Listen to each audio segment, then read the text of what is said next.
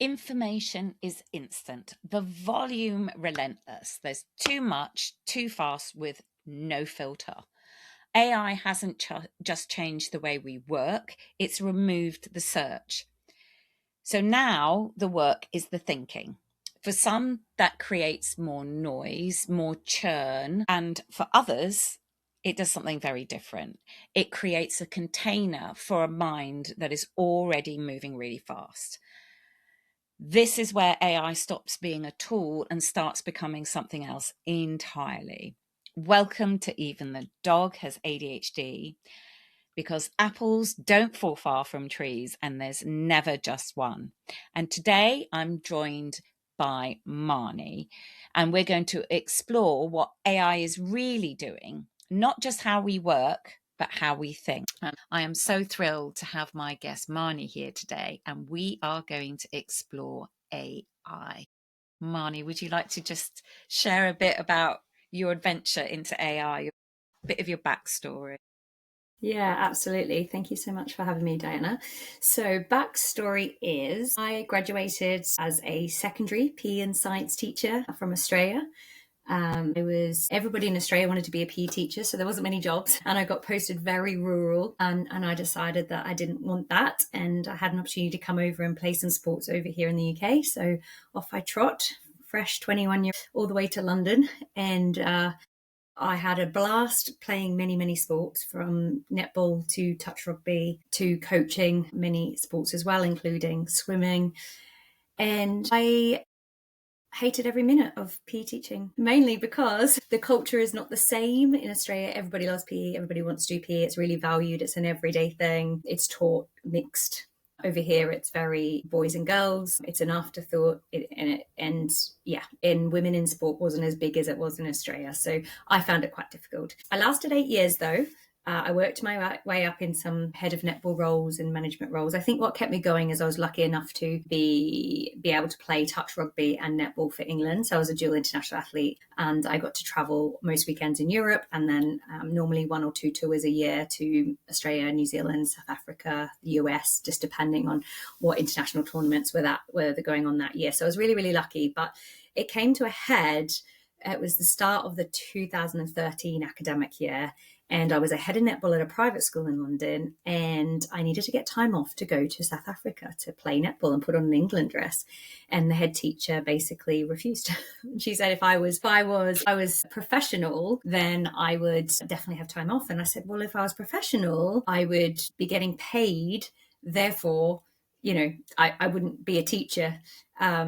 And I had to put my resignation in at that point. So finished out the year. And at that time, I thought, you know what? I'm going to pay myself to be an athlete. I don't have that long left. By this time I was late 20s, and I don't have that long left. I'm going to pay myself. I need to find a way to fund myself to be an amateur athlete. So I just used my experience that I had, PE teaching, sports coaching. So I started an early years physical education company called Sporty Minis, and we go into nurseries and primary schools and deliver PE. And also being an amateur athlete, I was a personal trainer. So I did a strength and conditioning qualification and started my own functional fitness training centre as well in London. So that was just 2014. So not only did I start one business, I started two, because that's what you do. Mm-hmm. Yeah.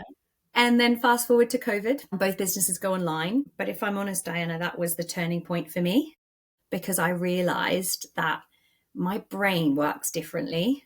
And although I've loved everything I've done, once I learned about sales funnels and automations, I was using Zapier, and I could really reverse engineer what I need to do in business through the online space, because it was so different to in person and me doing the doing. I realized that I quite like this business operations thing and not just doing the doing, right? My ambitions grew, decided that I wanted to franchise my Sporty Minis business. So I hired a copywriter, and she was amazing, really lovely local lady. But the reality was I didn't know who I wanted to target to sell my franchises to, so she couldn't really help me. So I discovered an AI tool called Jasper AI, which is a copywriting tool. And it was amazing, because I would just put in what I thought I wanted and it would jazz up some amazing copyright, like just out of this world. I'm definitely a talker and not a writer. So for me, it was like gold dust. And I just got hooked on Jasper AI. I used it for my health and fitness business as well, which I stayed online for because the health and fitness kind of area online was really booming. Mm-hmm. So I used it for both franchising and for copywriting for health and fitness. So fast forward again to kind of probably the end of 2022, ChatGPT comes out. And already my brain is blown by what I can do with Jasper AI. So I instantly start playing around. I honestly cannot tell you where I learned it.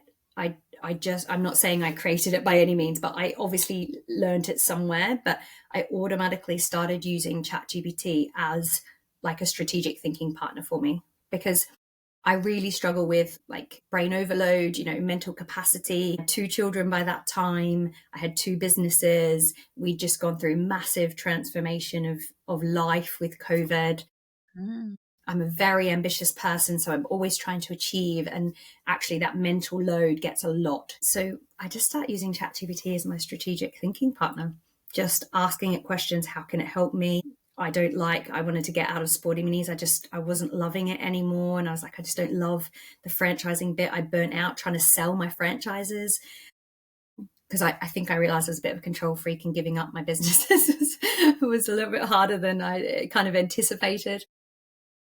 And then using ChatGPT, not only did I streamline a lot of my processes, I felt my confidence rose. Like I felt so superhuman at times, doing things that I never thought I'd be able to do in such a short amount of time. And just the creativity it was able to spark for me was amazing. And I also reworked my Sporty Minis business. So instead of franchising, we moved to business partners. So I now have business partners invest in certain regions, and fast forward to where we are today, we have 5 business partners, and I love the business model. So thank you, ChatGPT.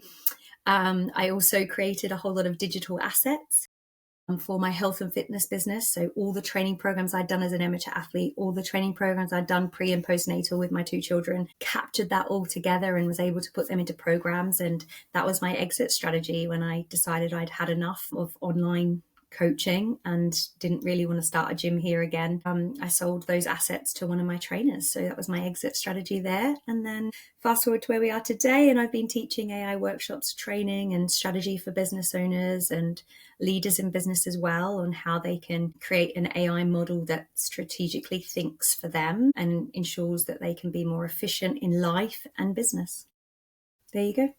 So that journey, I just want to go back and unpack a little bit more about, so brilliance, excelling in what you do, you're in competitive sport, using Jasper AI. And then it was after you mentioned ChatGPT. So I don't know whether it was when you discovered Jasper AI or ChatGPT, doing things that you never thought were possible, but you had it all in here. How did that look? How has AI really facilitated that? Because that feels so key when we've been chatting previously about harnessing that speed, harnessing the number of different thoughts to be able to make sense in ways like you're able to put your programs down and sell that on. How would that have been possible without AI? How would you have? So that bit about the harnessing, that magic. Yeah. I think the key turning point started with Jasper AI.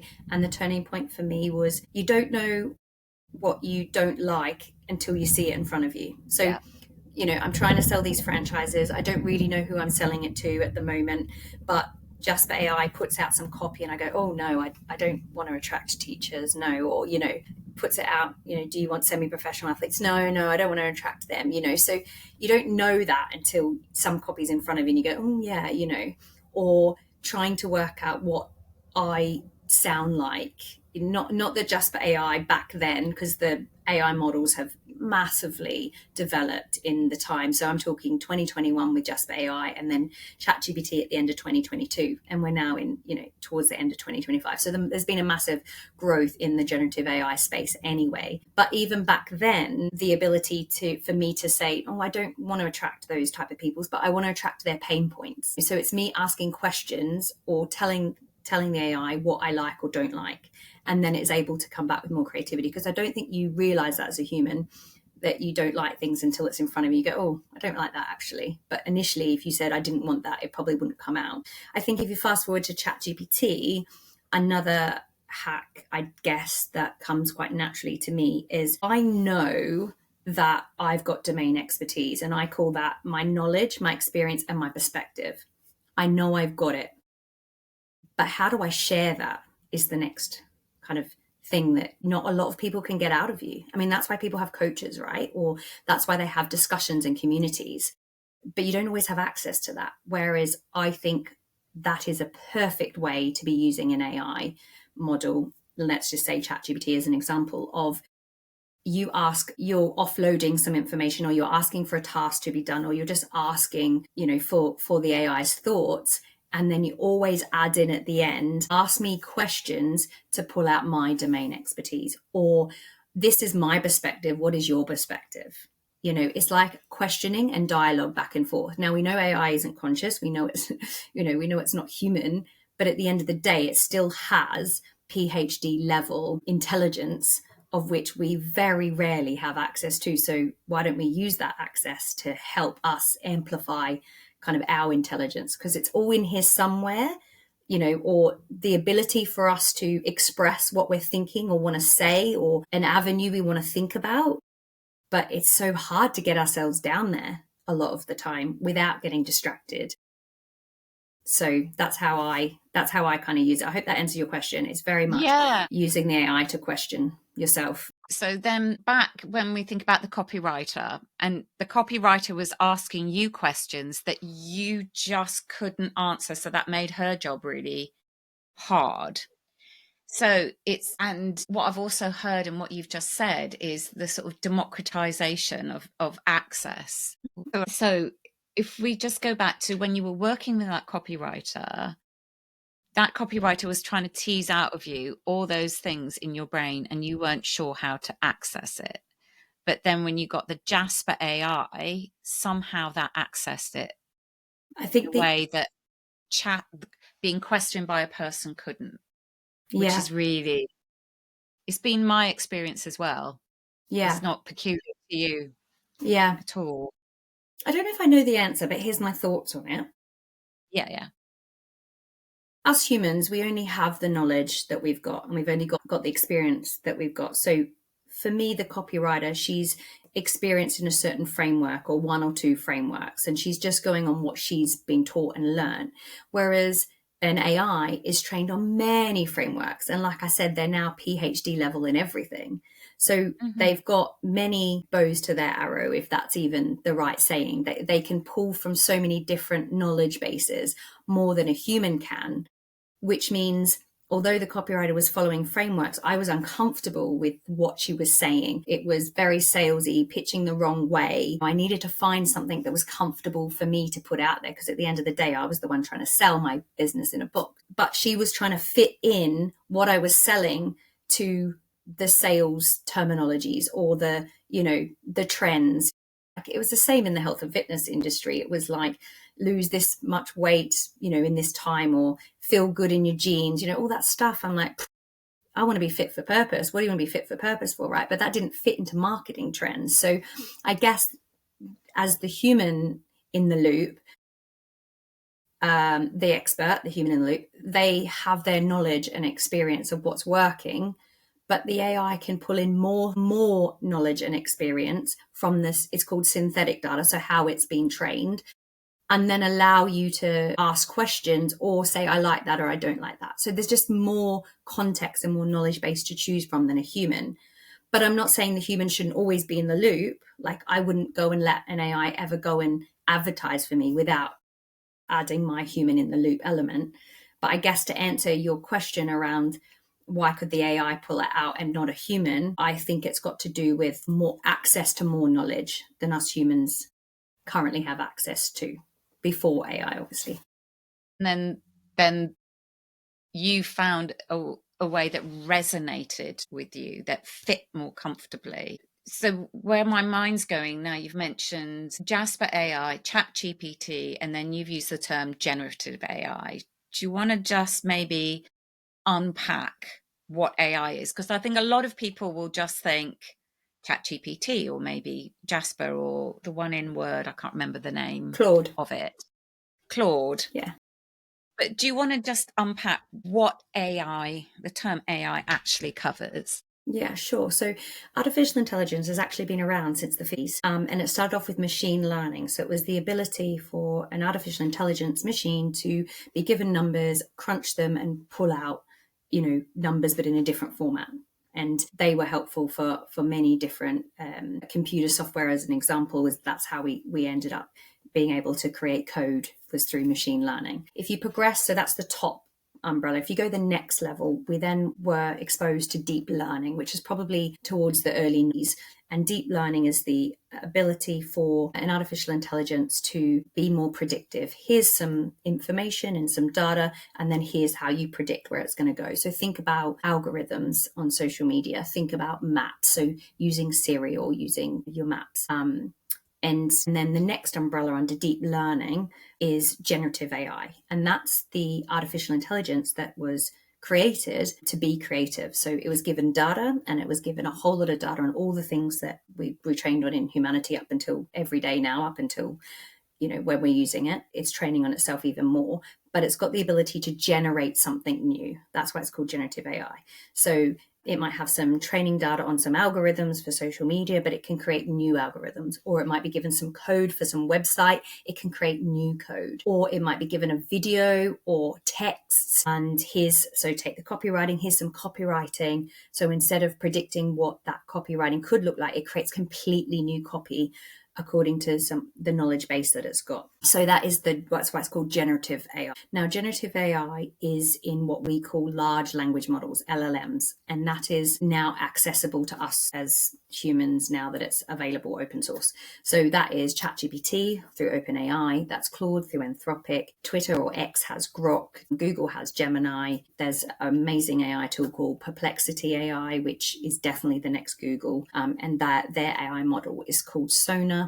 Meta have their own AI model called Llama, and then the list goes on. These are all large language models that are trained on all the information that's available to a normal human, just put into a machine. The one thing to know about artificial intelligence in these large language models is a lot of the AI tools that are out there, they're normally these large language models wrapped up, because you can use ChatGPT on the ChatGPT platform, or you can take something called an API key and put it into an app.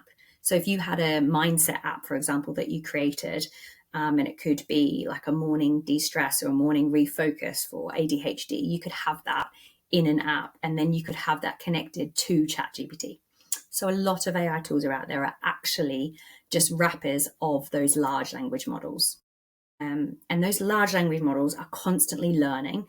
Their rate of learning is just out of this world. Every 6 months is roughly what the kind of social media and internet developed every 2 to 3 years. Like, it is building at such a massive rate because we're all giving it training data now. So we're all chatting with ChatGPT. Some of us are turning off security. Some of us aren't turning on security. Some of us aren't. We're training the models, which I personally believe anyway, because I have an 8 and a 4-year-old, and they're all going to have AI tutors when they get further in their education, and the education system finally catches up, and they need AI or generative AI data that has had human in the loop. They've had the human domain expertise, right? Like, if we, as the generation using AI now, ask AI, write us a blog post about, I don't know, for a LinkedIn, how ADHD and ChatGPT, how you can use them together, with synergy, something like that, and the AI gives me an answer. If I don't try and add my domain expertise into that and I just post that, it's just the AI learning on its own material. Like, I still have to add some human experience, stories, knowledge. Again, ask the AI to ask me questions about why I think that, how it's helped me. Then it's getting extra knowledge, and that's how we're developing these AI to keep up with what I believe is a massive shift in operating system of humanity now. So that's why I believe, I guess, I keep the training data on for the AIs, but that's how they're developing. And I lost my chain of thought there. There you go. No, this is so. Let's go and explore people's reactions to AI. I think, we were just really buzzing and chatting about how transformational it's been to be able to take what's swirling in here and help us make sense of it. But I've had definitely within my circle of influence, there's a very mixed reaction. So if I can just share the kind of things that people respond to. So within the arts, the people that I know that work with voice and singing, or with film, and even writing, are very uncomfortable with it, and their minds, it's almost like I cannot engage with it at any level. And then within the education area, there are all sorts of checks and balances, but there's almost like a feeling of, I've paid for this degree, I'm paying for this degree, here's my response, give me my certification. And there's huge challenges around marking work and stuff around that.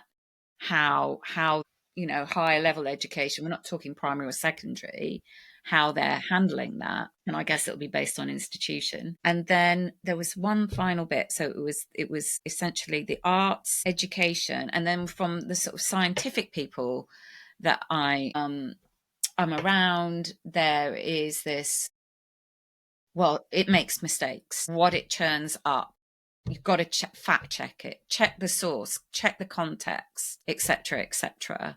So those are those sort of three areas, and I can understand where they're coming from, but for me, it's just, but it makes sense. It keeps up with my sort of ideation about so many different things and helps me harness what's going on. But I can hear where those concerns are.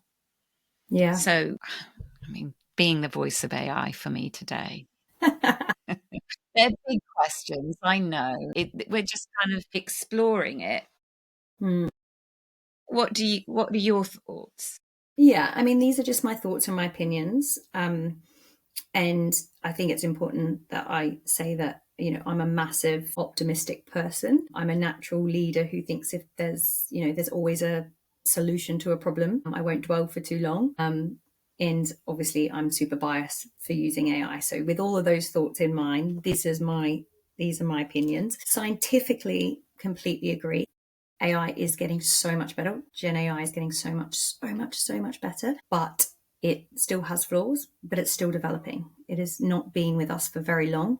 Before that, it was just done in-house by all the tech companies. So the more AI that us humans use, the quicker and faster it will develop. So for example, humanoids, so human robots built, China are leading the way. I mean, they've got humanoids games, like Olympic Games. It's crazy. And but the US is the next leader, and they are just about to put into houses about 10,000 humanoids, and that will massively excel in houses.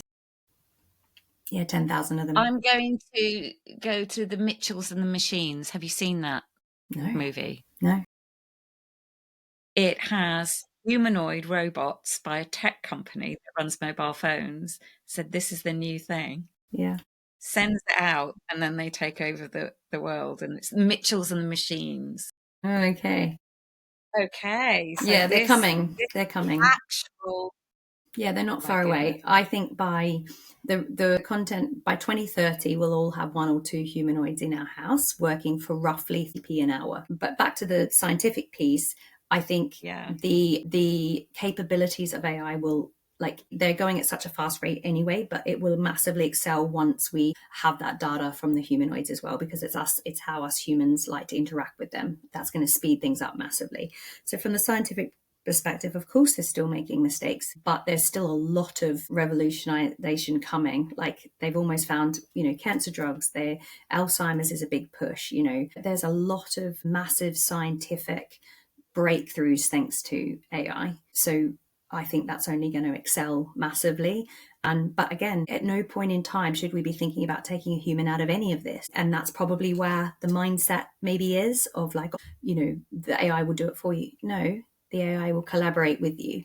And that is the most important bit. So yeah, 100% still check everything. at the end of the day, generative AI only has a certain knowledge base. The context is the instructions of what you want it to do and the knowledge base. The more generic you leave that, the more it's going to hallucinate and make stuff up.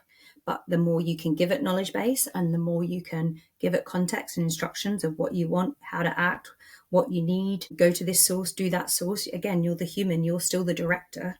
It might be smarter than you, and it is, but it doesn't mean that it's, you still can't direct what you want. You're just having someone really smart do it for you, right?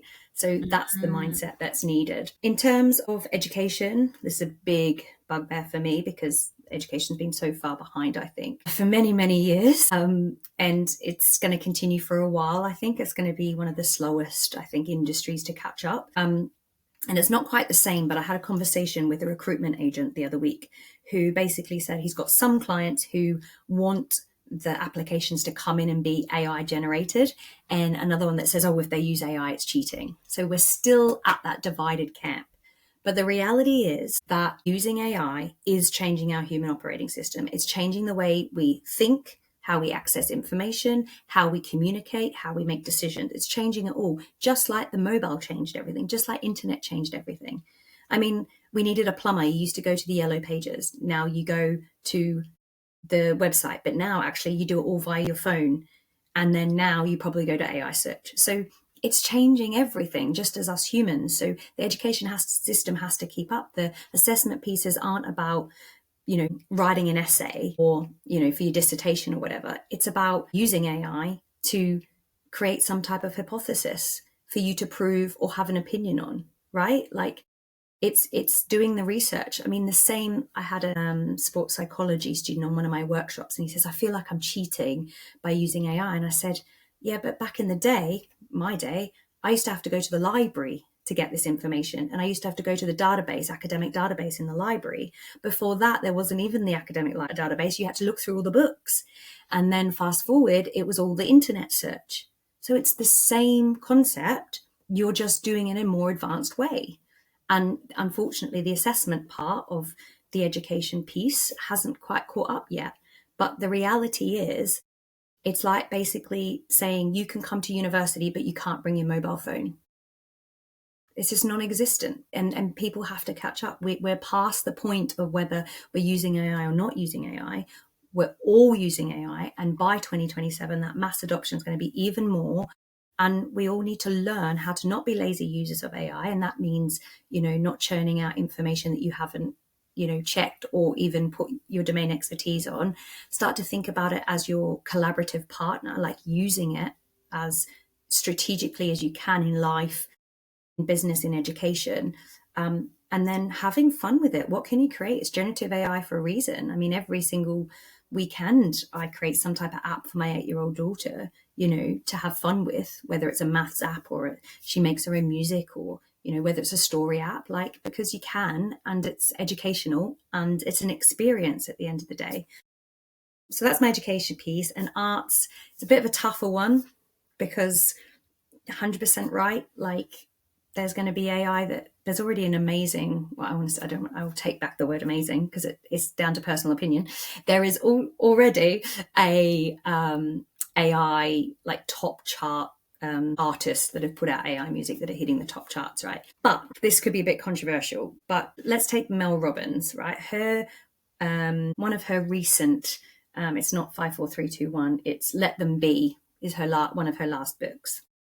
Is that Let It Go, Let It Be? Is that Let it be. Let them. Let them? That's right. Now, she openly says that is a theory that she learned from someone else, but she has gone and put her domain expertise on how she uses it, why she uses it, and how she uses it. But that is what sharing of knowledge is. That is intellectual property. Unless you have literally created something from you and patented it, it's come from something else, right? It becomes your intellectual property when you have put your domain expertise on it. That is the same with script writing and writing a story and singing a song or writing a song. It's the same. We've heard something, we're just putting our domain expertise on it, and then all of a sudden it's our intellectual property. So I don't know, because the AI is doing that. Yeah, so something that's what you've made me think of is music sampling. when people are taking pieces of music, chords, and all of that kind of thing. And there was also that still kind of comes up when you're talking about putting your domain level of expertise on top of that. There was something that you were saying around the education piece, creating that new app for your daughter, whether it's maths, music, story writing.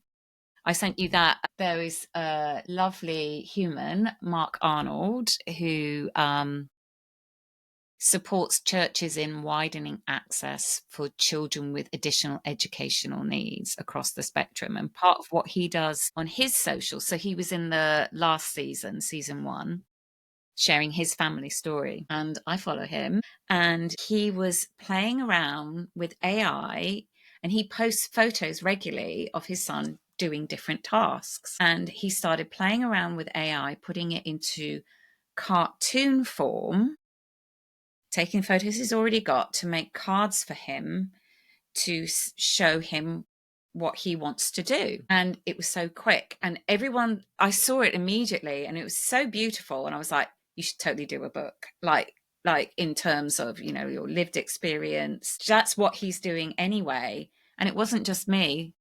Other people were like, oh my goodness, this needs to be in a book. This needs to be in a book. And he's like, okay. And how quickly could that be turned around? That tool, taking something he's already done, amplifying it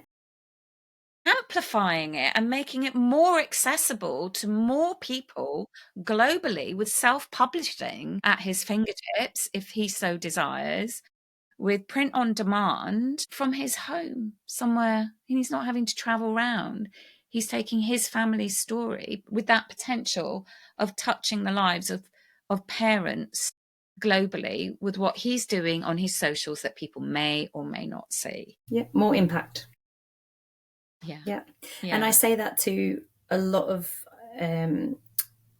people I work with who are, I need to change their mindset. I don't only need to change their mindset around viewing AI as an abundance of opportunity, but also change their mindset in thinking about using AI as an operating system and not a tool. And the first thing I get them to do is to write or put a note on their phone. AI is my collaborator and strategic thinker. And then underneath it, they write artificial intelligence. And then they cross out the artificial, and they have to write amplify. And then they have to put they have to put an arrow, put and then the intelligence is in there. And then I make them like doodle and color and put almost do like a mind map as well about the things that go, oh God, amplify my intelligence, great. And then the things that come to mind. And we do an activity around it because it is a big shift that we all need to make. And we need to make it quick. So then something else that's been whirling in my mind, I'm just thinking about the washing machine and how that changed. But has women's labour actually changed in terms of the mental load?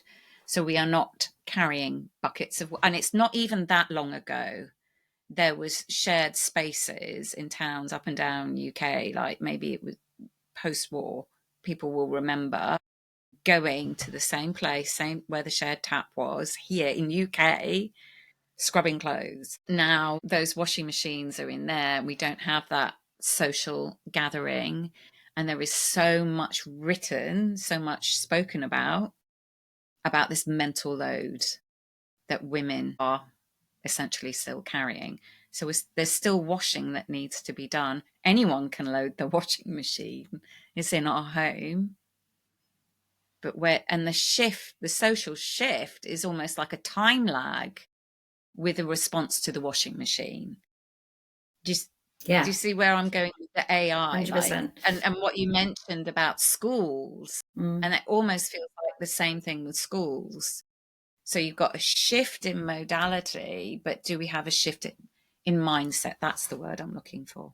Yeah, I mean, the mindset about the washing machine, like that's gonna open a whole can of worms for me, because I am not domestic and I refuse to be domestic, because unfortunately I grew up in a family where my dad was not very nice. Women belonged in the kitchen and you need to do this and you do that. So being the rebel personality that I am, I just went against that from the beginning. And with my partner, I said, I don't do your washing, you do your own washing. And now we're at a point where we're lucky enough to be able to hire a housekeeper, because we both have businesses and time is money. So if our time is worth 50 quid, we need to pay somebody 15 quid to do things that we don't want to do. So I am at that point now, and it wasn't always at that point. So that's opening a can of worms, but that's a societal thing, exactly like you said. One of the reasons I believe women have such mental load is because we want to have a seat at the table. We want to be career women. We want to have purpose that fulfills us more than home life. And for some people, home life is purpose, and everybody for their own. So this is not a judgment thing from me. It's more of a societal issue that we have. But the problem we still got is inequality in terms of pay rate and accessibility. And that is why women are struggling, because we're trying to do it all. And also it's a few loyal behaviors, right? Like I have a really good friend of mine. She happens to be the breadwinner within the family. Not by much, their wages are very similar, but she is slightly more. But it's a learned behavior that she still wants to organize the home and work with the children and do it all. It's like, well, you can't do it all if one of your biggest thing is to be the breadwinner and bring the income in. You have to share the load. So it's more generational learnt behavior, I think, is the bigger issue from that perspective. But I guess back to society, in the changes, women in tech and women in AI, it's under 40%. So it's going to be a big change. But where I think we're lucky, I do think it's lucky, is your Gen Z are trying to change those patterns. They are loving going down entrepreneurship. They're loving things like sustainability, brand values. They're making a big shift to the changes that we need, that I believe we need generationally, that we've held on to. And then I think the next level with Gen Alpha, which is 2010 to 2013, who will be in our workforce very soon. I say this statistic all the time because I think it's a real eye-opener to the changes in life. 64% of their jobs do not currently exist. 64% of their jobs do not currently exist. So we're up for a massive... higher than when we were 100%. Say at secondary school. Yeah. I don't know the comparison of stats, actually. I'm going to look into that one, because that would be a good comparison to know. But it just means they're in the workforce. If they go to higher education, they're about to start A-levels and then university. They are, no question, within our workforce in 2027 to 2030 at the, roughly time. So we don't have that long for these transformations to be happening, which means I believe as a leader in a business and a mum, I believe that we can make a difference to the way AI adoption is occurring for all walks of life. And because we're on You're Amazing, Even the Dog Has ADHD podcast, even more so for those, that I guess classify or know that they have neurodivergent traits. I can promise you from lived experience and from research I've done that being able to adopt AI as a strategic thinker will change so much in life for you, is my honest opinion. Yeah. And I can just think of, so there's a lot of hospitals around here, people using AI really early on to help creating rotas. And it helped dissipate a lot of stress at a lot of levels with the help of AI, generative AI, I shall now be calling it, not just AI. And I'm just thinking back on education when I was, my child looking at GCSE options. And he was very, since really small, I think it's with all the stuff they see, it was actually Boss Baby he loved. And he decided he was going to be an entrepreneur right from however older he was. So when business studies came up at GCSE, I vocalized my thoughts very loudly. I said, there's no way on God's earth you're doing that. You do what you enjoy right now, because it's going to be too far behind. And if you want to run your own business, you will be learning there are plenty of other ways of learning outside of the school system, because I felt it was going to be archaic. I didn't look at the syllabus, so I could be completely wrong. So any business study teachers out there for GCSE in UK, throw in your comments. But that was based on my lived experience when I scraped through. It was O levels and GCSEs when I did it. And I don't even know how I managed. I had to repeat a year. So just back to education, I had unclassified in maths. Like literally, they didn't even mark my paper. And it was probably CSE. I don't think it was over. I don't know. I was then packed off to a little Quaker school. Within 1 year of maths, I got a B. Wow. How is that even possible? How is that even possible? And it was really small class size. And there was a bit of like competition because we were all misfits. We'd all messed up. And I don't know how this teacher did it. It was so gentle and really sparked curiosity in all of us. So it was a really small class of misfits that had to get it.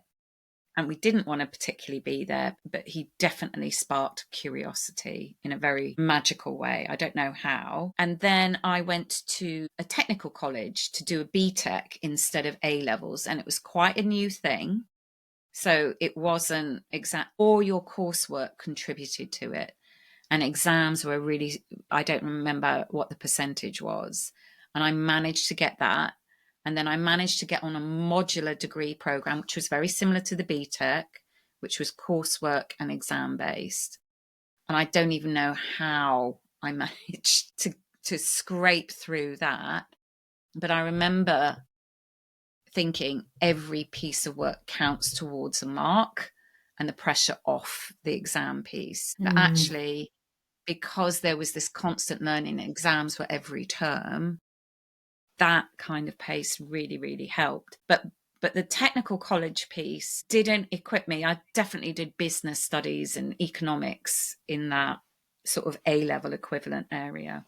It was old-fashioned even then, even when the pace of change was slower. So now with AI and that speed, but then having said that, when ChatGPT came out and there was a piece of coursework, like having like played around with prompts, I said, why don't you have a go? See what it turns out. And he didn't know how to use it. He didn't even understand what it churned out. It was just but it was an interesting exercise, to your point, of knowing what to ask, how to ask. This is a child learning, quite young child, and it was not a good tool. What would be amazing is being trained in how to use that tool effectively to stimulate learning, because they're on all the humanities, and this debate and curiosity is feeding a mind that wants it. I think there's 2 points to that. I think your Gen AI tools have developed a lot, and most of them have study mode. Like Gemini definitely have study mode, ChatGPT has study mode. And the idea with study mode is that it can, you can tell it what you're trying to learn.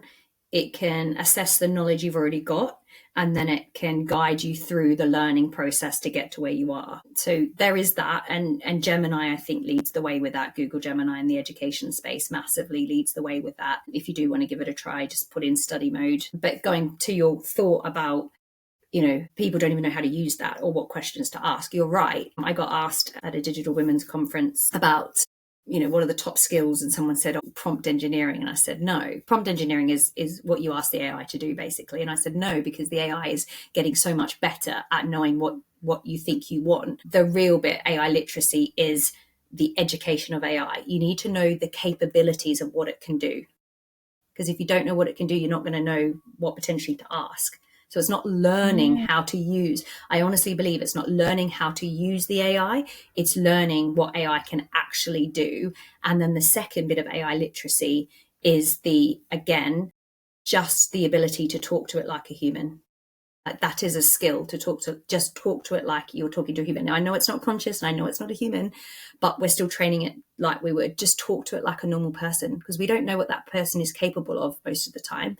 And actually, the biggest thing I think as humans is we've really lost the ability to communicate. to ask, to receive, to give.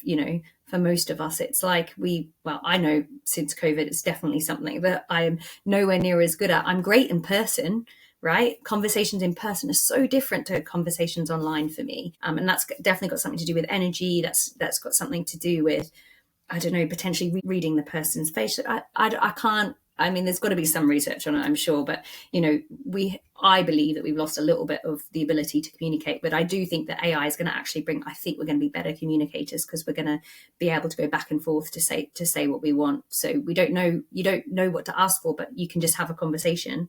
Again, brings back to my first point with Jasper AI. I just started talking back about what I like, what I don't like. Something that might be really interesting for your listeners as well is I discovered just recently there was a podcast and it was about the school in America. It's called Alpha. It's called the Alpha School. Yes, chatted about that before. Yeah. So it's a school day, normal school day, but it's only 2 hours of learning and it's done via an AI tutor. And the AI tutor is able to assess where they're at, not worried about age, just ability level, work out where they've got to get to and take them on an individual journey. So each individual student has their own AI learning journey. And it's only 2 hours of the day. And the other 4 hours of the day is spent doing life skills. Because in education system, everybody's too busy teaching to this assessment piece. That's the one thing I hated about Australia education to the UK. Like, I never taught to a textbook. I got to create my own assessment pieces in Australia, whereas here, first time I moved over, I had to I remember having to teach a chapter in a textbook and then make the children do a mock paper. I just remember thinking, like, how is this even possible? Like, my job as a teacher is to teach the lifelong learning of a passion for lifelong learning. But no one's got a passion for reading a textbook or doing a mock paper, So there was no life skills that I was bringing in as a teacher back then. So, I think the fact that there's 4 hours of life skills, social, emotional, physical, mental well-being, that's the focus of those 4 hours. Emotional intelligence, communication, peer, like different respect levels, like all of that type of stuff is very important. Massive. Yeah. They get 4 hours a day. Absolutely huge. Like, so if I just reflect on some of the people that I've worked with who've had a childhood, it's not all just adults that have had their diagnosis. There are people that have had a childhood diagnosis and have left home and their support system's gone. So they're having to create their own adult support system and they've not been taught these things that are around exactly what we're talking about, and they're not talked about in school. And understanding and reading a room and expectations is all presumed learned knowledge, and it causes a lot of internal distress for people, and it really impacts on relationships. And that's some of what precipitates change is when your relationships around you are not working. It's not just things not working for you internally with your day-to-day, it's the impact it's having on your relationship. So if you're taught and given that space in school, that's massive. Yeah. Massive. Yeah.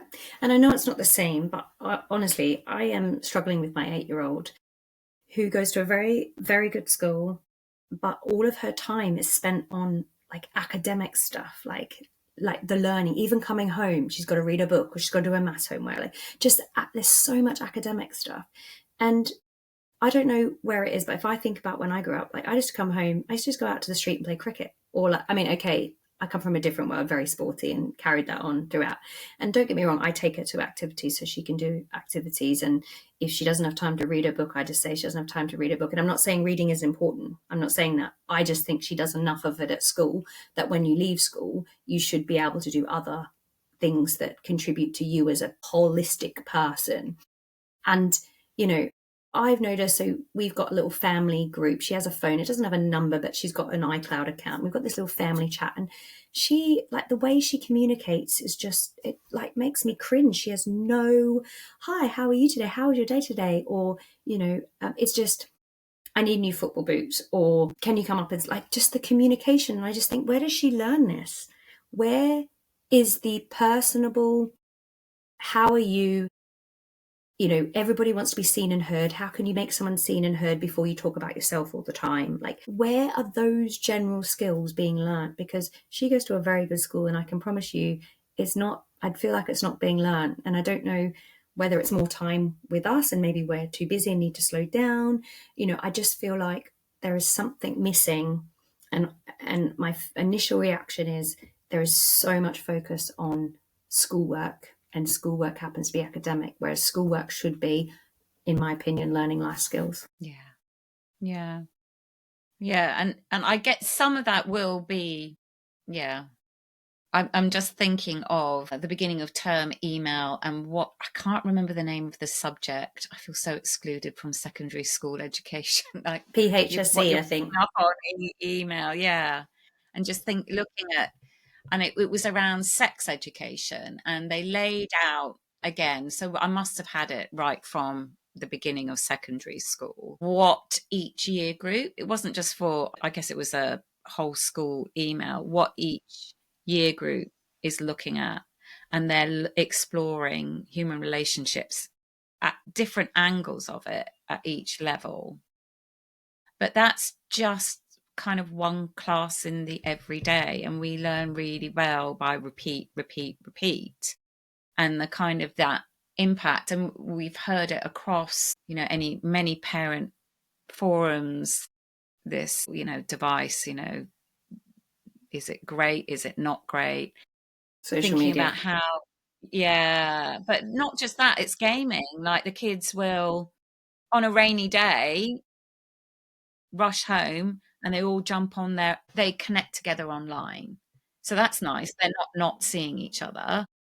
And then on sunny days, they're out, they will just naturally amble to chat to the park together and hang out there if they're not rushing around to some activity or other, quite structured. But what you're making me think about with that school where we've got a structure of learning those skills is also just being able to be bored and free play, just being bored and just Agreed. giving your time and space to do it. I remember it was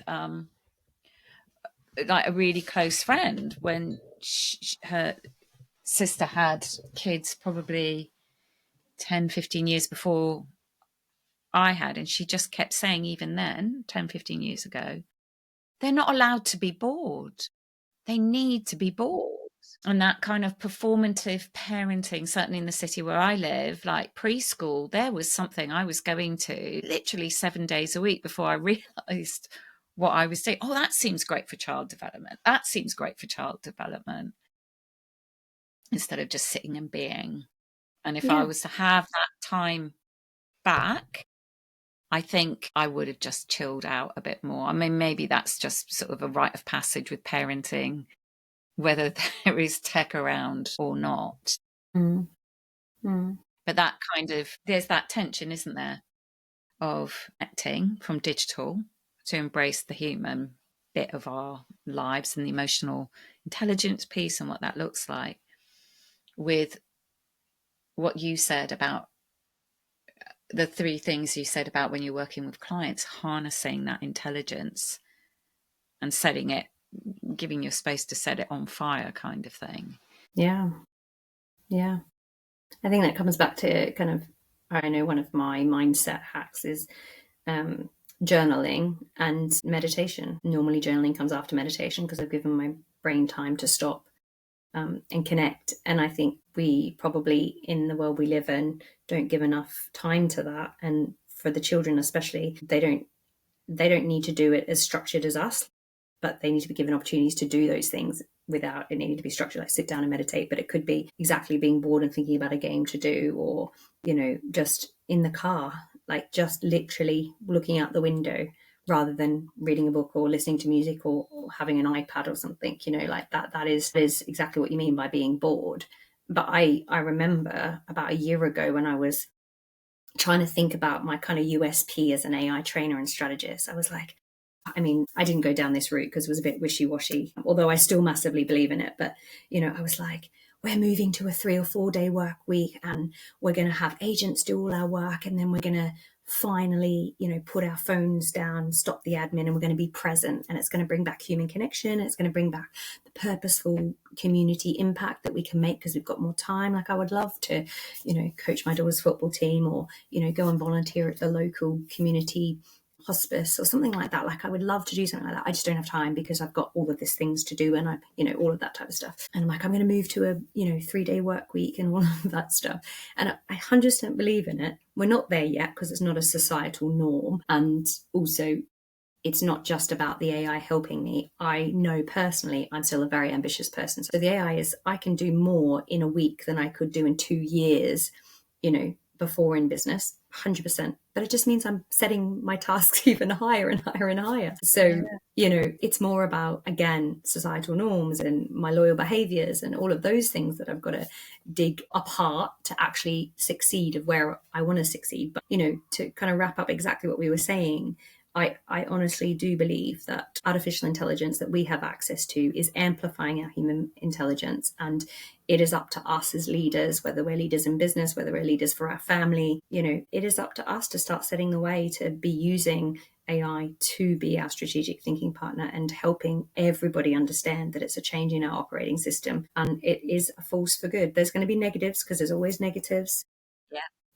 But it's just about being aware for them. And, it's not about AI and education. It's about the education of AI. What can AI do? Keep up with that.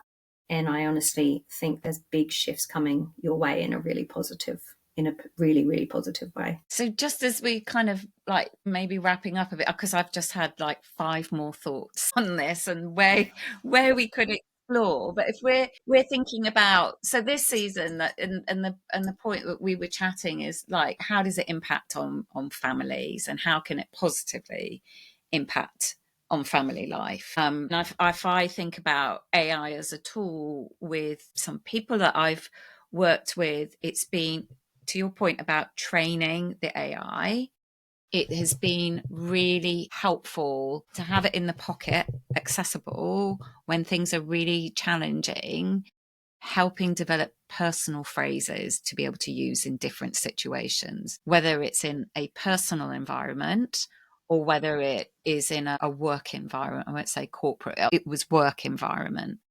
And people using it as a tool, and it's equipped them to think, oh yeah, no, I can say this feels like me. Give them something to be able to take to a situation that they find repeatedly incredibly challenging and anxiety invoking, just to be able to have the right language by putting in all the things about the scenario that really bother them, that they want, and then what they want to express. Yeah. But they get to do it without anyone telling them what to do to find what they want.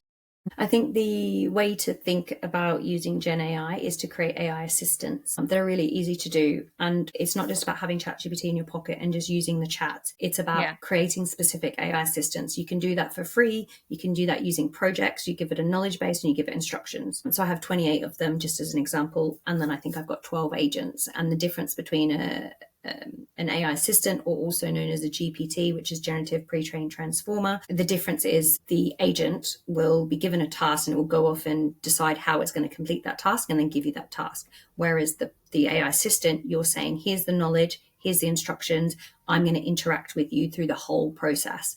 And we're going to go back and forth and have conversations today, tomorrow, in a week, in 2 months' time. And you will remember all the conversations and you will adapt as my AI assistant as well.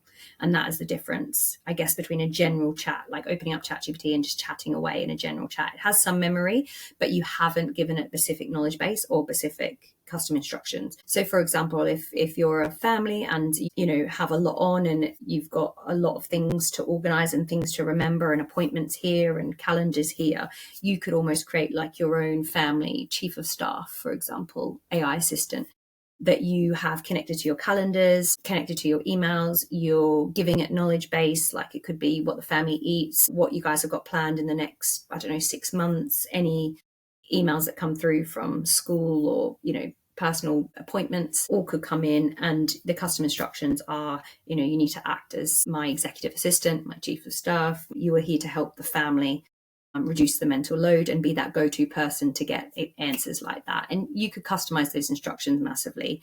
With an AI first mindset, I don't write the custom instructions. I tell the AI what I think I want. It writes my custom instructions for me. And then I give it back to the AI and say, here's your custom instructions. And then, I'm then using that AI assistant for that particular task, like every Sunday, right, plan our week. What have we got going on this week? What do we all have to know? What do we all have to remember? Takes away the mental load. Here you go, everybody. You're sharing the link with people, or you're just, you're copying and pasting, putting in a WhatsApp group, whatever it is, like that's just one example of an AI assistant that you could use as a family. You could have a home cook, you could have a kind of your own chef AI assistant that knows what you like, what you don't like. Every Friday you go, we like this meal, we didn't like this meal, we're thinking about this, or this is the food we like, we don't like. Pop it back into your AI assistant, and then next week you get a completely different menu. They're just simple ways to take that AI to the next level. That's your operating system, right? That's now you've got all these AI assistants that do different roles for you, and help you and collaborate with you in different ways rather than just one chat. And then I won't overwhelm people, because then we go into agents, and from agents then automations and all those things. But just generally day to day, go to your ChatGPT, your Claude, your Gemini, go to projects, give it some knowledge base, give it some custom instructions, and boom, you've created an AI assistant just like that. Incredible, isn't it? And I can think with that sounds utterly transformational, just organizing time with an AI assistant with multiple calendars going on. Incredible. That power is amazing. My favorite AI assistant by far is my business partners. I've just created some profiles of business people that I like: Daniel Priestley, Stephen Bartlett, Oprah Winfrey, Mel Robbins. Did a whole lot of, technically I called them my board of directors, but I changed that to my business partners. And I did a whole lot of research around them in terms of business, kind of what they stand for, some of the things they talk about, their DISC profiles, and then put them in as the knowledge base and say, when you're helping me in my business journey, because I, can be on one route and very quickly change to another route, and then another route. And then all of a sudden I'm like, 20 days are gone and I've achieved nothing because I've changed my strategy 100 times because that's where I feel my zone of genius is, meanwhile juggling all the school emails and mum's taxi and all those types of things. And also still training as an athlete. So I'm like, oh yeah, no wonder I haven't achieved that. But is it because I didn't dedicate the time, or is it actually because I kept changing strategy? So anyway, the point is I use my AI strategic business partners, I call them. They used to be my board of directors, but yeah, every single week I'm doing a debrief with them. End of every week, every Friday, every Sunday or Monday, I'm doing a check-in for the week. I do my 90-day goals. I use them. When I say them, it's simply just profiles of business people with an AI assistant that I've custom created with knowledge base to try and keep me on task. And for me to just debrief, like just talk. I sometimes use voice mode, or just journal and say, this is what worked really well for me last week. This is why, stop, connect. Why did I do what was on my to-do list? Did I connect with my head, my heart, and my gut? Or did I just do it because my business coach said I should do it? And I'm able to use an AI assistant just to be there, feel like I'm supported.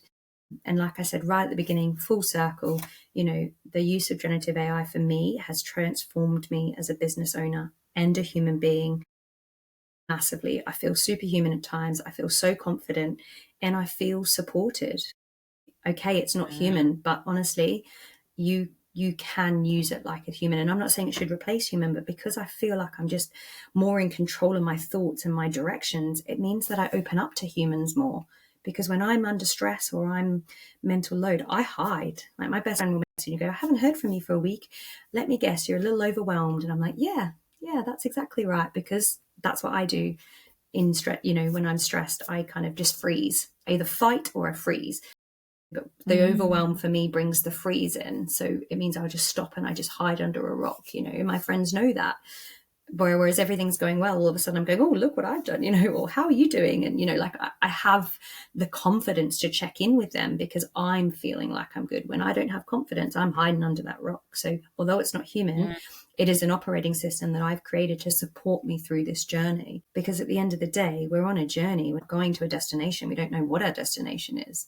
We've got to enjoy the journey. And we live in a most amazing time where we get to be leaders of this amazing technology if we choose to, and adopt it early and help others adopt it and enjoy learning about AI and how it can transform us. So there we go.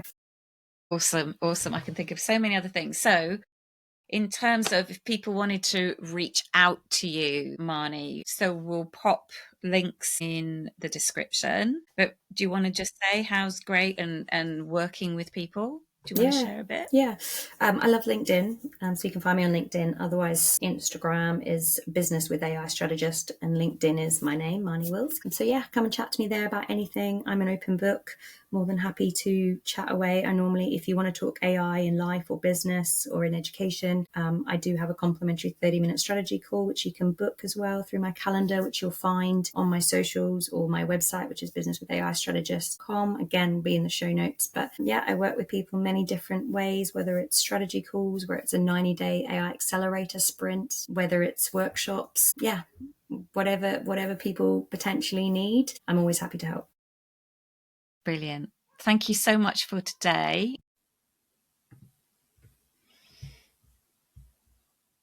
What this conversation really points to is a shift in thinking. AI is accelerating everything, but the advantage is no longer access to information. It's how well you can think with it. Marnie's work sits in how you use AI with intention, how you engage with it in a way that sharpens thinking rather than creating more noise. And my work sits alongside that. I work with people whose minds already move quickly, helping them to build a structure that allows thinking to translate into clear decisions, impactful action, and real output. If you want to explore working with either of us further, our links are in the show notes below, together with the link to the Alpha School that is really worth having an explore about how a children's day can be structured with the use of AI as a learning tutor and what they do with their whole day. So remember, apples don't fall far from trees, and there's never just one. And like, comment, share. It makes a huge difference in expanding the reach of conversations like this. Until next time.